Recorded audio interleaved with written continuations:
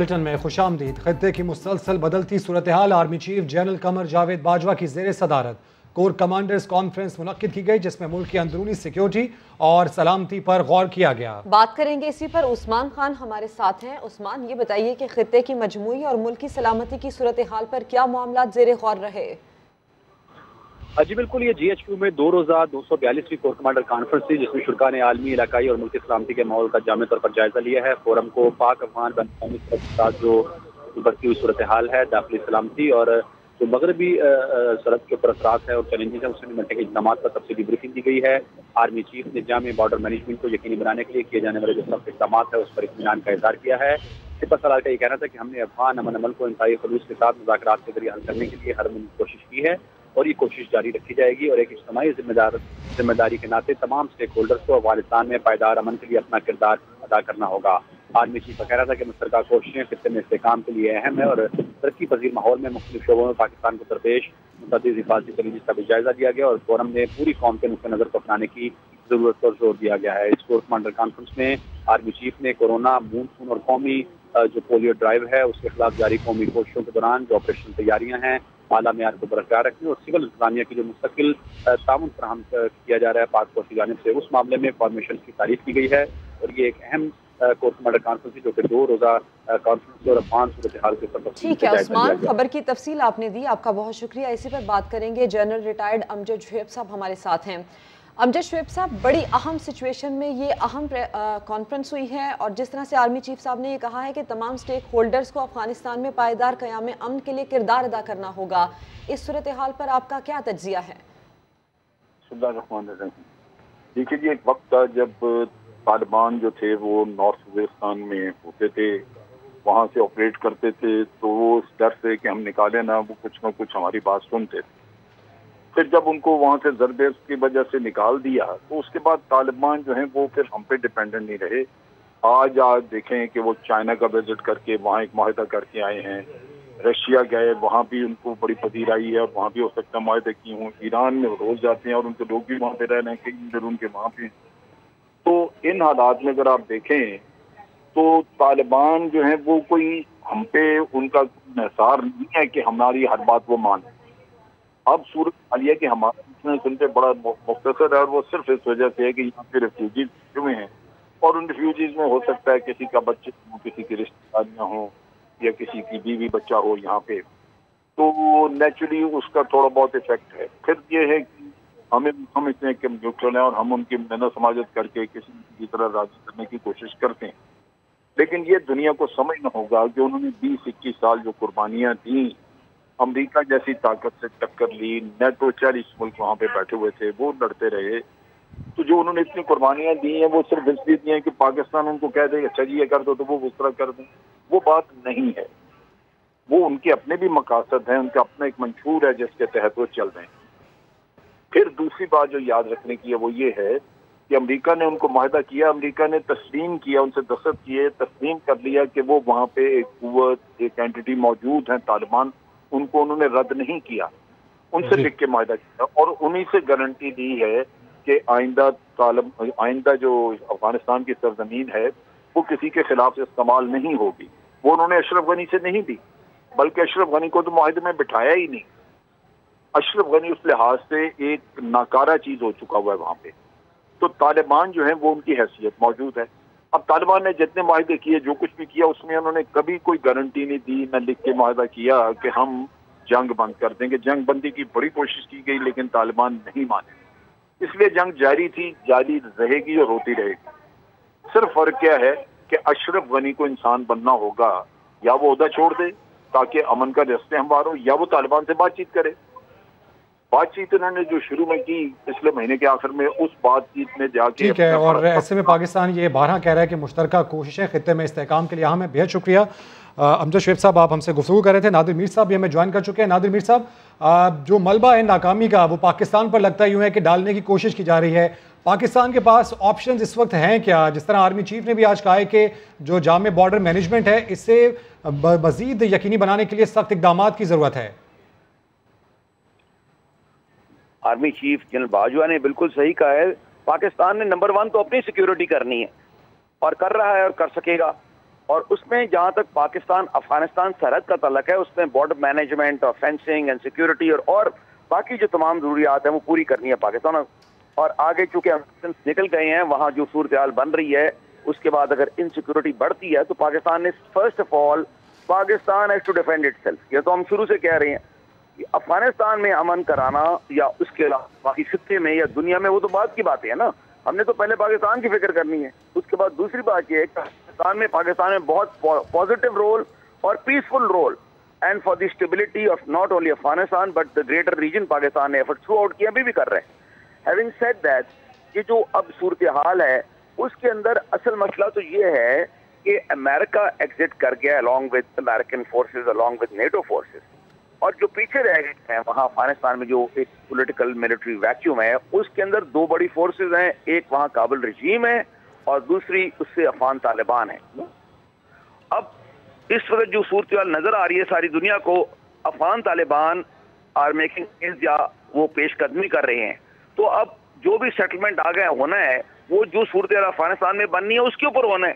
पाकिस्तान तो अमन की कोशिश कर सकता है, सेटलमेंट तो अफगानिस्तान में अफगानों ने करनी है, और पाकिस्तान उसके अंदर जहां तक रोल का तल्लक है, पाकिस्तान ने कुर्बानी भी दी, एफर्ट भी की, अभी भी कर रहे हैं, और आगे जिस तरह का है आर्मी चीफ ने भी आगे भी करता रहेगा।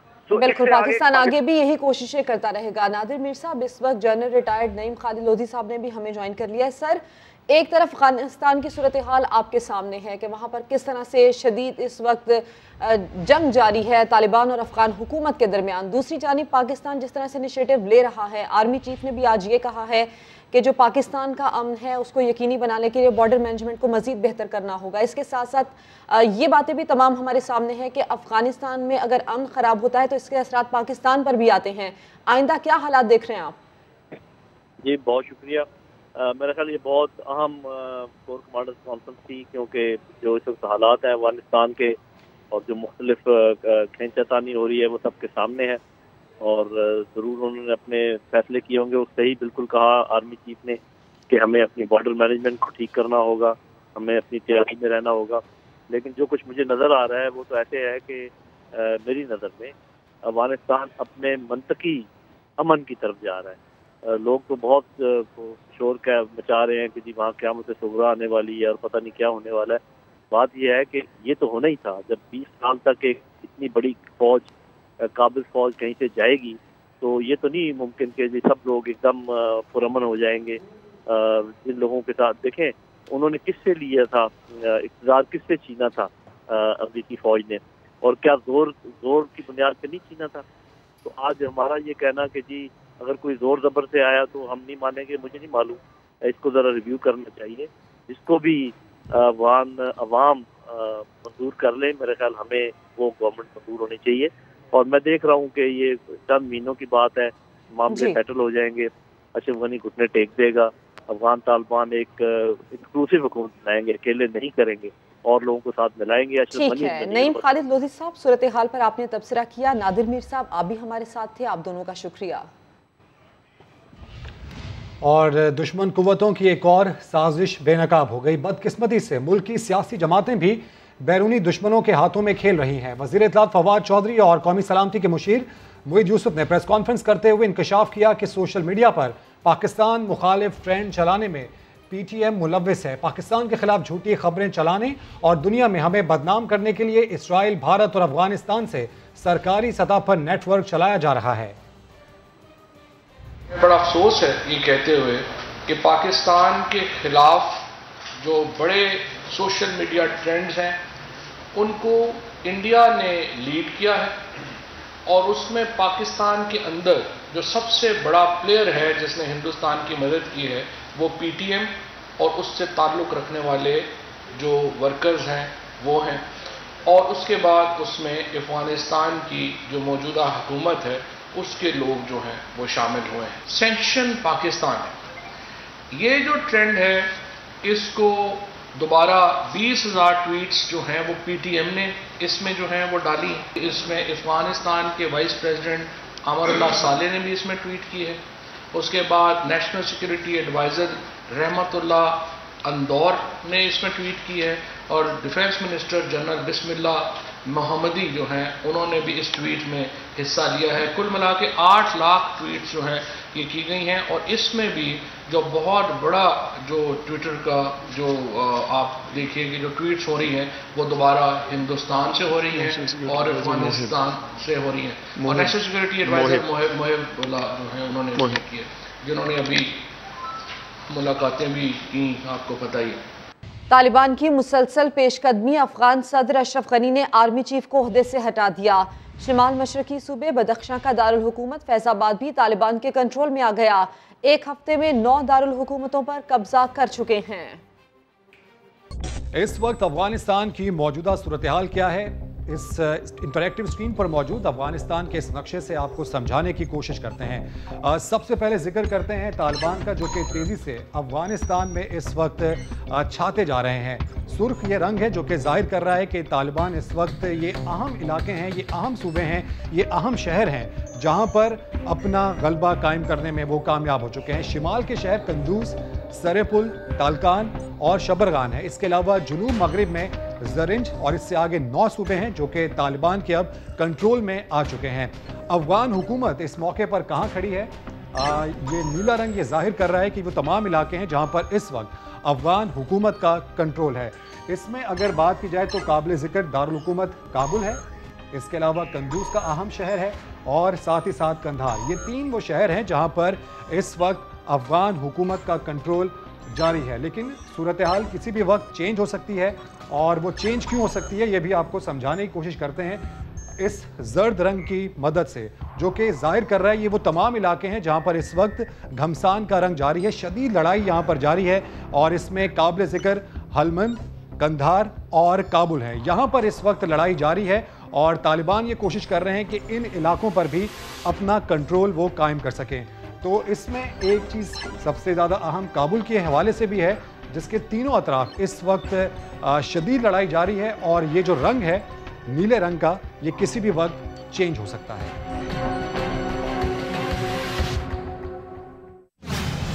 आगे देखिए रवा साल ज्यादती के कितने वाकयात। सदर मुमलिकत आरिफ अलवी और वजीर आजम इमरान खान के साथ तुर्क वजीर दिफा की अलग अलग मुलाकातें, 2 तरफा ताउन, इस्लामोफोबिया और अफगान सूरत हाल पर गुफ्तगू हुई। सदर आरिफ अलवी ने इस्लाम दुश्मनी के चैलेंज पर काबू पाने के लिए इस्लामी ममालिक के इत्तेहाद की ज़रूरत पर जोर दिया। वजीर आज़म ने कहा अफगानिस्तान में मुज़ाकरात के जरिए सियासी हल ही आगे बढ़ने का वाहिद रास्ता है।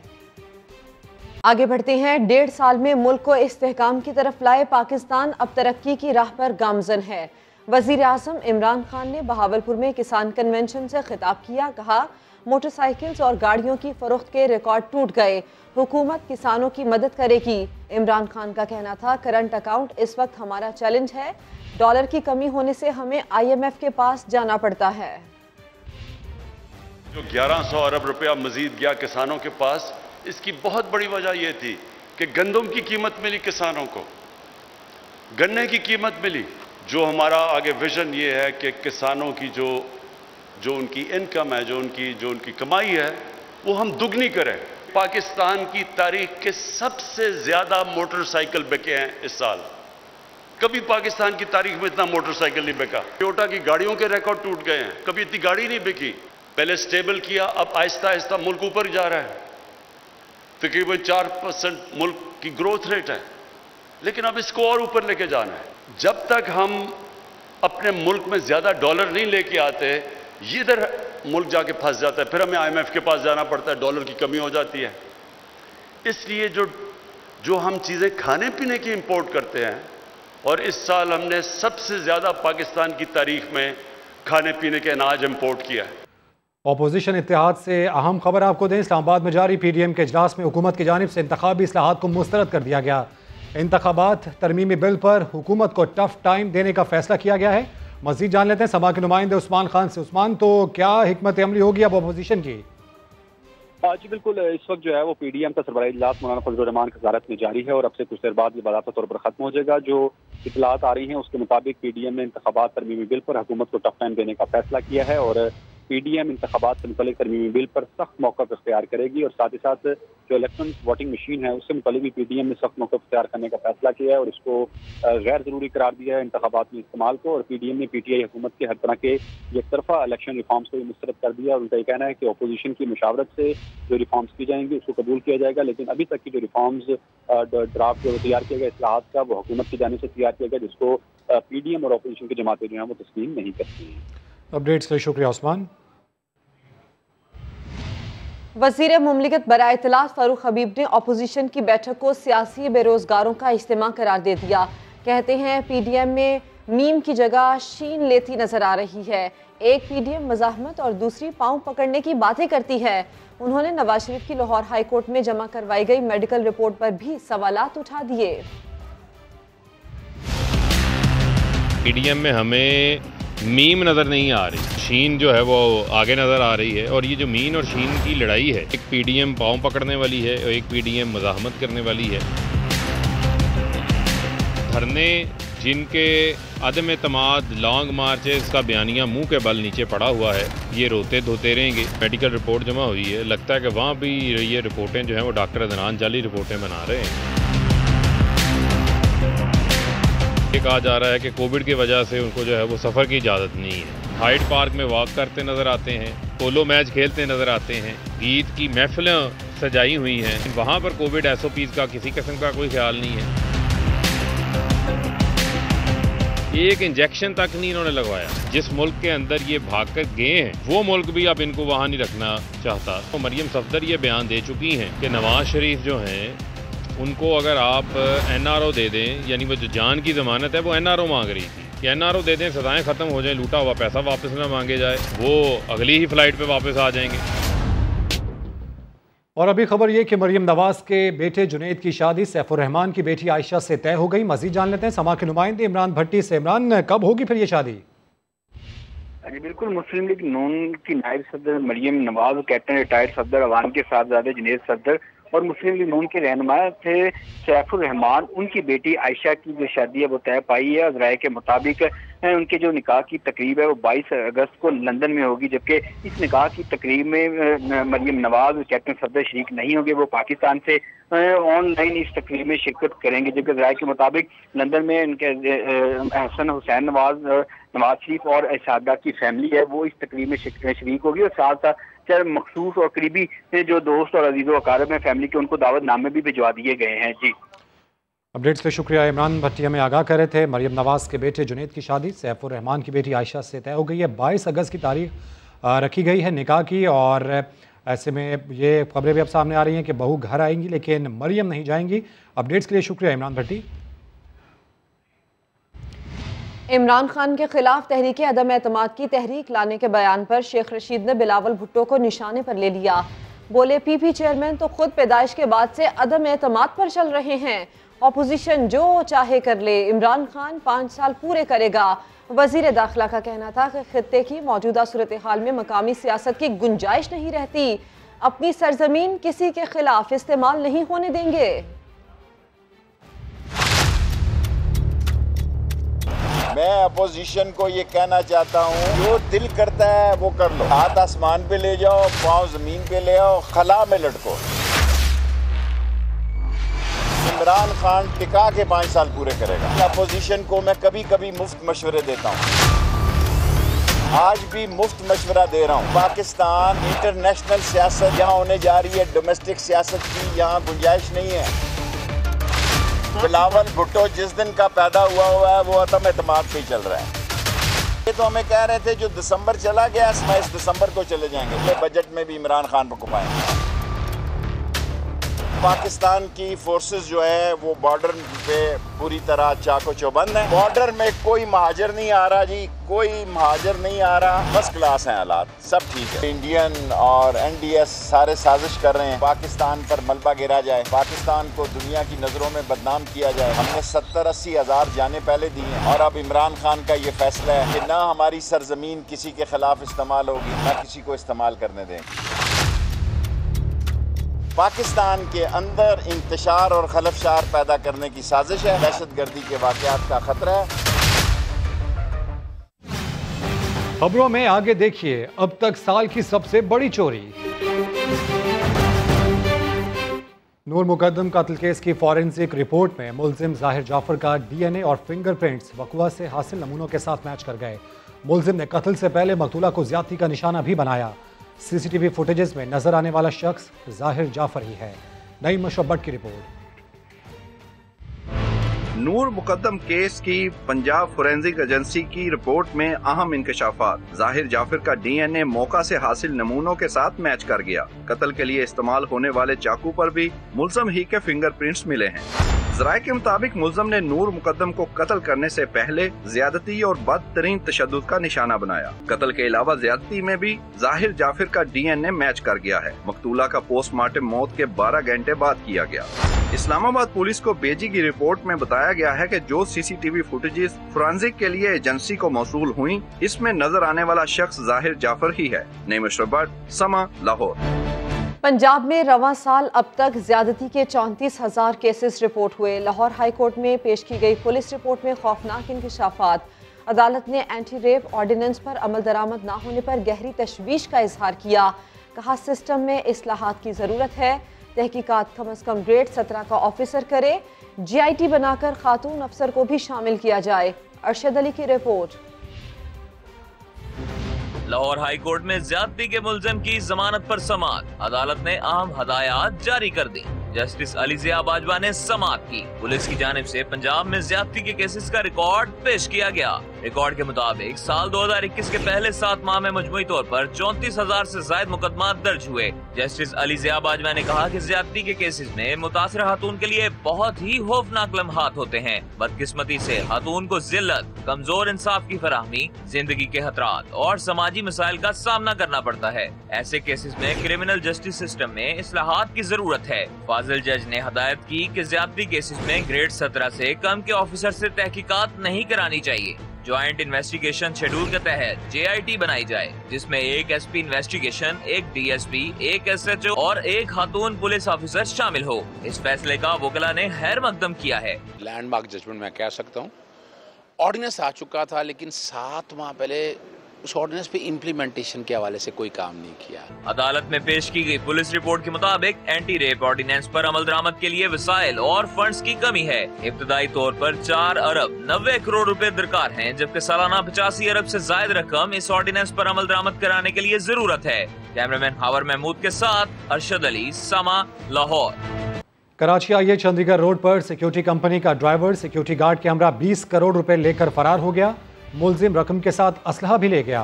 पुलिस ने गाड़ी मिलने के मकाम और अतराफ की जियो फेंसिंग भी शुरू कर दी। यासिर हुसैन की रिपोर्ट।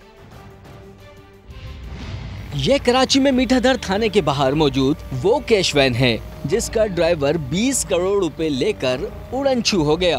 पुलिस के मुताबिक निजी सिक्योरिटी कंपनी की इस वैन में मौजूद अमले ने आई चुंदरीगढ़ रोड पर वाक़े बैंक से रकम के थैले लिए और फिर ये cash when I Chundrigarh road पर ही वाक़े स्टेट बैंक के सामने आकर रुक गई। कैशियर और सिक्योरिटी गार्ड स्टेट बैंक के अंदर ही मौजूद थे कि driver Hussain Shah cash van को लेकर टावर और फिर खरादर में दाखिल हो गया। चलते चलते ये कैश वैन इस मुकाम पर आकर रुक गई। यहाँ से दूसरी गाड़ी में तमाम तर पैसा, असलहा दूसरी गाड़ी में मुंतकिल किया। मुंतकिल करने के बाद जो गाड़ी सिक्योरिटी वैन के अंदर कैमरास और DVR लगे हुए थे वो निकाल कर अपने हमरा यहाँ से फरार हो गए। FIR के मुताबिक 20 करोड़ रुपए का थैला लेकर गायब होने वाले ड्राइवर हुसैन शाह के साथ सैफुर रहमान नामी सिक्योरिटी गार्ड भी मौजूद था, जबकि जिस गाड़ी में कैश वैन से रकम, असलाह और CCTV कैमरे मुंतकिल किए गए, इसमें भी मुमकिना तौर पर 1 से ज़ायद मुल्ज़िमान मौजूद थे। 20 करोड़ रुपए चुराने वाले कहाँ गए? पुलिस को अब तक साल की सबसे बड़ी चोरी के मुल्ज़िमान का कोई सुराग नहीं मिल सका। कैमरामैन एरिक परेरा के साथ यासिर हुसैन, समा, कराची। लाड़काना सेंट्रल जेल में पुलिस इंतजामिया कैदियों के आगे बेबस। तवील मुज़ाकरात के बाद 5 पुलिस एहलकार कैदियों के चुंगल से बाजियाब करा लिए गए। मज़ीद जानते हैं समा के नुमाइंदे नवीद लाड़क से। नवीद, बताइएगा। जी बिल्कुल, ये गुज़श्ता रोज से लाड़काना सेंट्रल जेल में मुतालबात मनवाने के लिए कैदियों का एहतजाज जारी था और 5 एहलकारों को कैदियों ने जो यरगमाल बनाकर 3 को तशद्दुद का निशाना बनाया था। जेल इंतजामिया की जानिब से कामयाब मुज़ाकरात के बाद जो है वो कैदियों ने एहतजाज खत्म कर दिया है और कैदियों ने यरगमाल बनाए हुए 5 पुलिस एहलकारों को जो है वो आज़ाद कर दिया है और बदले में जो है वो जो कैदी था राज चांडो नामी उसको बैरक में वापस छोड़ा गया। मुज़ाकरात में DIG की जेल खाना जात राजा मुमताज लाड़काना जेल के सुप्रीडेंट जो है वो अशफाक अलवर और दीगर जो है वो एहलकार मौजूद थे। मैं आपको बताता चलूँ कि 1 माह से ये कैदियों का जो है वो एहतजाज मुख्तलिफ वक्तों पर जारी है। उनका ये मुतालबात है कि मंशियात और दीगर जो गैर कानूनी अशिया है वो जो है वो पहुंचाई जाए, जिसकी वजह से ये जो आए दिन जो है वो एहतजाज कैदी जो है वो कर रहे हैं। ताहाल उनके खिलाफ कोई भी मेजर ऑपरेशन नहीं किया गया है। जी अपडेट्स के शुक्रिया नवीद। अब आपको ये बताएं कि वज़ीर सिंध के लिए नई मुसीबत सामने आ गई है। नैब ने 2011-12 के दौरान महकमा खजाना में होने वाली भर्तियों की तफ्तीश फिर से शुरू कर दी है। भर्तियों के वक्त महकमा खजाना में तैनात अफसरान को बुला लिया गया है। मेरिट को नज़रअंदाज करके 70% भर्तियां ज़िला जामशोरों से की गई। नैब के मुताबिक 400 से ज़्यादा भर्तियां की गई थीं। नैब ने महकमा खजाना में मनपसंद भर्तियों की तफ्तीश एक बार फिर से शुरू कर दी है। भर्तियों के वक्त महकमा खजाना में तैनात अफसरान को भी नैब ने तलब कर लिया है। ऑडिटर जनरल ऑफ पाकिस्तान ने सर्कुलर डेट का जिम्मेदार पीपल्स पार्टी की साबिक हुकूमत को करार दे दिया। रिपोर्ट में बताया गया है कि सारिफीन को बिजली टैरिफ की मद में दी जाने वाली गैर मामूली सब्सिडी गर्दिशी कर्जे में इजाफे की बुनियादी वजह बनी। इस्लामाबाद से वहाब कामरान की रिपोर्ट। गर्दशी कर्जा कहां से शुरू हुआ? ऑडिटर जनरल ऑफ पाकिस्तान की रिपोर्ट ने भांडा फोड़ दिया। पीपल्स पार्टी के गुज़श्ता दौरे हुकूमत में बिजली सारिफीन को 3 रुपए 39 पैसे फी यूनिट तक गैर मामूली सब्सिडी गर्दशी कर्जे में इजाफे की बुनियादी वजह करार। ऑडिट रिपोर्ट के मुताबिक नेपरा टैरिफ के बरक्स हुकूमत ने नुकसान बर्दाश्त किया और गर्दशी कर्जा बढ़ता रहा। रिपोर्ट में बताया गया है कि मार्च 2008 में बिजली की कीमत 5 रुपए 60 पैसे की बजाय 4 रुपए 78 पैसे फी यूनिट का नोटिफिकेशन जारी किया गया। सितंबर 2008 में नेपरा ने 8 रुपए 42 पैसे फी यूनिट मंजूरी दी। ताहम हुकूमत ने 5 रुपए 58 पैसे फी यूनिट का नोटिफिकेशन जारी किया। रिपोर्ट में बताया गया है कि सबसे ज्यादा 3 रुपए 39 पैसे फी यूनिट सब्सिडी जनवरी 2010 में दी गई। नेपरा ने 10 रुपए 9 पैसे फी यूनिट टैरिफ मंजूर किया, जिसे पीपल्स पार्टी की हुकूमत ने कम करके 6 रुपए 67 पैसे फी यूनिट कर दिया। रिपोर्ट के मुताबिक बिजली की कीमत के नोटिफिकेशन में ताखीर भी सर्कुलर डेट बढ़ने की अहम वजह है। वहाब कामरान, समा, इस्लामाबाद। अभी अपडेट ये है कि कराची के साहिल पर फंसे जहाज को निकालने वाली क्रेन बरदार बोट खुद रेत में फंस गई है। क्रेन बरदार बोट के एंकर्स खराब हो गए। ताज़ा तरीन सूरत हाल बता रहे हैं समा के नुमाइंदे सैयद रिजवान आलम। बताइए रिजवान। जी बिल्कुल, आप देख सकते हैं मेरे अकब में जो है वो क्रेन बरदार बोट मौजूद है जो साहिल पर बिल्कुल जहाज के करीब जो है खुद फंस चुकी है, जो जहाज को निकालने के लिए आई थी। ये सी मैक कंपनी ने हायर की थी, किराए पर ली थी और ये जहाज़ को निकालने के ऑपरेशन में हिस्सा ले रही थी। ये क्रेन बरदार कश्ती ये सुबह जो है 11-12 बजे जो है जब वो जहाज़ को निकालने का ऑपरेशन हुआ तो ये उस वक्त जहाज़ के पीछे समंदर में पानी में मौजूद थी। कहा जा रहा है कि इसका जो है वो एंकर जो है इसके ख़राब हो गए और ये बिल्कुल जहाज़ की तरह जो है वो डोलती हुई ऊँची लहरों और तेज़ हवाओं की वजह से डोलती हुई जो है वो खुद आके समंदर में साहिल पर जहाज़ के साथ बिल्कुल जहाज़ की तरह जो है वो फंस चुकी है इस वक्त। और अब जो ऑपरेशन था जहाज़ को निकालने के लिए जो कल होने वाला था वो खुद इसके फंसने की वजह से खतरे में पड़ गया है। अब जहाज़ को निकालने से पहले इस क्रेन बरदार कश्ती को जो है वो साहिल से जो है निकालना होगा। जी अपडेट्स के लिए शुक्रिया रिजवान। कराची के पाकिस्तान क्वार्टर्स के मकीनों के लिए खुशखबरी। सिंध हुकूमत ने विफाक को 2085 तक क्वार्टर्स की लीज दे दी है। तहरीक इंसाफ के MPA जमाल सिद्दीकी का कहना है कि विफाक ने 413 मिलियन रुपए अदा करके पाकिस्तान क्वार्टर्स की ज़मीन लीज कराई है। पाकिस्तान क्वार्टर्स के हवाले से कल गवर्नर हाउस में अहम इजलास होगा। नया पाकिस्तान हाउसिंग मंसूबे के तहत पाकिस्तान क्वार्टर्स की ज़मीन पर रिहायशी मंसूबा ज़ेर गौर है। पाकिस्तान क्वार्टर की ज़मीन जो 1995 से इसकी लीज एक्सपायर थी, वफाकी हुकूमत की जानिब से 413 मिलियन सिंध हुकूमत को दिए गए इसकी लीज एक्सटेंशन के लिए और आज सिंध हुकूमत की जानिब से पाकिस्तान क्वार्टर की लीज रिन्यू कर दी गई है। ये वो दस्तावेज़ है जिसको पाकिस्तान क्वार्टर के दोस्तों भाइयों बहनों को दिखाना बहुत ज़रूरी है। इंशाअल्लाह ताला पाकिस्तान क्वार्टर वज़ीर आज़म के विज़न के मुताबिक किसी की छत नहीं छीनी जाएगी और तमाम लोगों को घर बना के दिए जाएंगे। कराची के इलाके सरजानी टाउन में केडीए का बड़ा ऑपरेशन। सेक्टर 9 और 8 में गैर कानूनी तामीरात मिसमार की जा रही हैं। बात करेंगे मोहम्मद अली हफीज से। अली, बताइए कब से जारी है ये ऑपरेशन? जी बिल्कुल, कराची में केडीए इंतजामिया ने जो है सरजानी टाउन में बड़ा ऑपरेशन किया है। अरबों रुपए की अराजी जिसपे कब्जा माफिया ने कब्जा जमाया हुआ था। डीजी केडीए की हिदायत पर अमला पहुंचा। यहाँ पर जो है हैवी मशीनरी के साथ जो है ऑपरेशन जो है 3 घंटे से जारी है। बताया गया है कि 30 एकड़ अराजी है जिस पर लैंड ग्रेबर्स ने कब्जा जमा लिया था और मुख्तलिफ सोसाइटी के नाम से जो है बुकिंग भी की जा रही थी, जिसकी शिकायत केडीए इंतजामिया को जो है मौसूल हो चुकी थी। डीजी केडीए की हिदायत पर कार्रवाई की गई। अभी भी ऑपरेशन जो है वो जारी है। पुलिस भी जो है साइट पर मौजूद है। जी, खबर की तफसील के लिए आपका शुक्रिया अली हफीज। पार्लियामेंट लॉजेस में चूहों की भरमार। पीपल्स पार्टी के रुकन शाहिदा रहमानी को चूहे ने काट लिया। कौमी असम्बली इजलास में खवातीन अरकान ने बैरून मुल्क जाने वाले वफूद में शामिल न करने पर भी शिकवा किया। दयामर भाषा और मोहम्मद डैम के फंड्स सरमायाकारी में इस्तेमाल होने का भी इंकशाफ हुआ। उस्मान खान की रिपोर्ट। बैरून मुल्क जाने वाले पार्लिमानी वफूद में अदम शमूलियत, अपोजिशन और इत्तेहादी जमातों के अरकान का दुख साझा। कौमी असम्बली इजलास के दौरान शाहिदा अख्तर अली ने शिकवा किया कि ऐसे वफूद में MMA का कोई रुकन कभी हिस्सा नहीं बना। बात छिड़ी तो GDA की सायरा बानो को भी शिकायत का मौका मिल गया। बोली GDA अरकान को बिलों पर यस और नो बोलने के लिए ही रखा हुआ है। सबको पता है कि वो किस इलाके के मखसूस लोग सब डेलीगेशंस में जाते हैं। मतलब ये GDA इसमें क्यों नहीं है? अभी लास्ट जो डेलीगेशन गया था उसमें MQM से भी थे, काफ लीग से भी थे, लेकिन GDA नहीं थी। अब या तो मुझे KPK का डोमिसाइल बनवाना पड़ेगा या नाम के साथ कुछ इजाफा करना पड़ेगा, तभी जा कोशिश होगी। डिप्टी स्पीकर कासिम सूरी ने पार्लिमानी वफूद में तमाम जमातों की शमूलियत की यकीन दहानी करा दी। पीपल्स पार्टी की रुकन शाहिदा रहमानी ने पार्लियामेंट लॉजेस में चूहा गर्दी का मामला उठा दिया।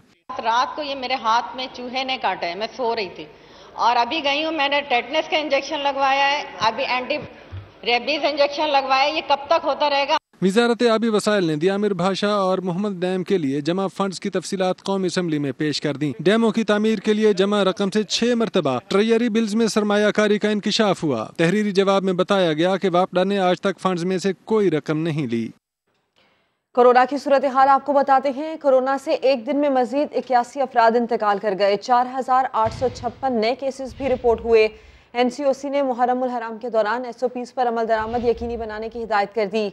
चीन से साइनोफार्म वैक्सीन की मजीद 10 लाख खुराकें पहुंच चुकी हैं। मास्क का इस्तेमाल, समाजी फासला, थर्मल स्क्रीनिंग लाजमी करार दी गई है।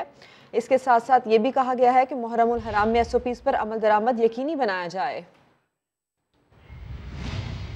वेस्ट इंडीज के खिलाफ 2 टेस्ट मैचेस की सीरीज के लिए 19 रुकनी कौमी स्क्वाड का ऐलान कर दिया गया। तफसीलात जान लेते हैं समा के नुमाइंदे कादिर ख्वाजा से। कादिर, तो कौन इन और कौन आउट?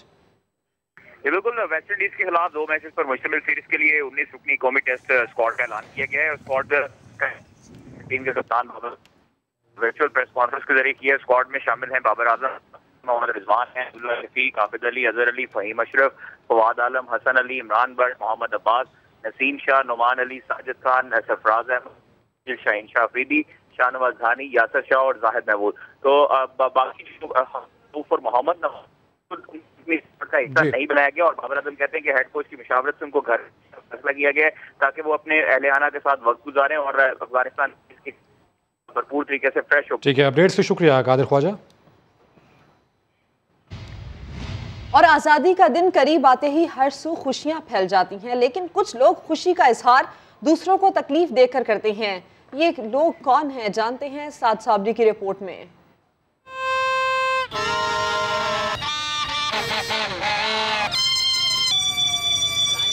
आज़ादी का महीना है और लगता है ये आज़ादी सिर्फ बचाने की है। जी हाँ, ये कराची लाइट हाउस के करीब वाक़े बाजार के मनाजिर हैं। ये सजाया तो झंडे, झंडियों और बैजेस की फरोख्त के लिए था, मगर इस बाजे की फरोख्त ने तमाम चीज़ों को मात दे दी है।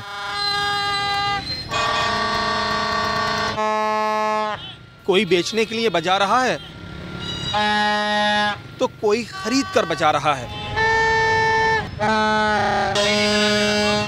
इन रंग बिरंगे बाजों की आवाजों से रिहायशी बहुत परेशान हैं। अब ये 14 अगस्त से तो बस जिस तरफ देखो बाजे बाजे। बच्चों ने क्या ये सीख लिया कि बस बाजे बजाते रहें तो ये पाकिस्तान बन गया। बाजे बजाने से तो पाकिस्तानी बना ना। हमें तो छोड़ें, ये जो बीमार है ये बेचारे किस तरीके से ये तकलीफ बर्दाश्त करते हैं, क्योंकि ये तो खुद जाके बच्चों को नहीं मना कर सकते नीचे या खिड़की से कि भाई आप बाजे ना बजाएं। मैं भी बीमार हूँ, ज़ाहिर मेरी हालत ख़राब हो जाती, बीपी की मरीज़ा हूँ, गुर्दे मेरे ख़त्म हैं। जब ये शोर होता है इतनी तकलीफ मुझे होती है, मुझे समझ नहीं आती कि मैं कहाँ जाऊँ। बाजों की आवाज़ों से तंग शहरी बेचने वालों और बच्चों को रोकने की कोशिश करते हैं मगर कोई बाज नहीं आता।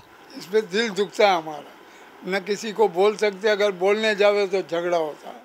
बड़े बाजों के दरमियान कुछ लोग सीटी नुमा आवाज निकालने वाली पोंगियां बेचते भी नजर आए। बेचने वालों को भी एहसास है कि बाजे से कहीं हल्की पोंगी की आवाज भी तकलीफ का सबब बनती है। तब्दीली आई नहीं है, बहुत बड़ी तकलीफ आई है, घबराना नहीं। लोग सब लोग बजाने आए हैं, कपाने आए हैं, जिसकी तबीयत में घर जाए, बुरा नहीं मानना डायलॉग है। बेशुमार तकलीफों के बाद मिलने वाली इस आज़ादी की खुशी मनाना हर शख्स का हक है, मगर आज़ादी का असल जश्न तो वो है जो दूसरों को खुशी देकर मनाया जाए। कैमरामैन शाहिद बलोच के साथ साबरी, समा, कराची।